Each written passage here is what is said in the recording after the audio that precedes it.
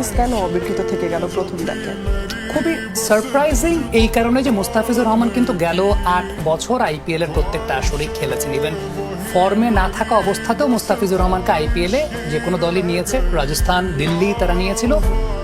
বাঁহাতি পেসারের কদরটা, বিশেষ করে বিদেশি বাঁহাতি পেসারের কদরটা সবসময় আইপিএলে থাকে। তবে এই বছর মুস্তাফিজুর রহমান যে সময়টায় নিলামে উঠেছেন ওই সময়টায় 2 কোটি রুপি বেস প্রাইস দিয়ে ক্রিকেটার নেয়ার লাক্সারিটা ম্যাক্সিমাম ফ্র্যাঞ্চাইজিরই ছিল না আসলে, সত্যি কথা বলতে। এখন অনেকে বলতে পারে তাহলে মুস্তাফিজ কি আইপিএল খেলার যোগ্য না? মুস্তাফিজ যদি আইপিএল খেলার যোগ্য না হতেন তাহলে মার্কুই ক্যাটাগরিতে তার বেস প্রাইসটা আইপিএল কর্তৃপক্ষ 2 কোটি রুপি নির্ধারণ করতো না।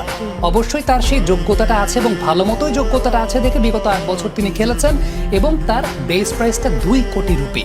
প্রবলেমটা আসলে এই জায়গাটাতেই হয়েছে, সেটা হচ্ছে মুস্তাফিজ যে টাইমে নিলামে উঠেছেন ওই টাইমটাতে 2 কোটি রুপি বেস প্রাইসে কোনো প্লেয়ারকে নেয়ার মতো লাক্সারিটা ম্যাক্সিমাম ফ্র্যাঞ্চাইজির ছিল না। এবার ঝামেলাটা যেটা পেকেছে, নিলামের প্রথম দিন ম্যাক্সিমাম ফ্র্যাঞ্চাইজি আসলে টাকা শেষ করে ফেলেছে।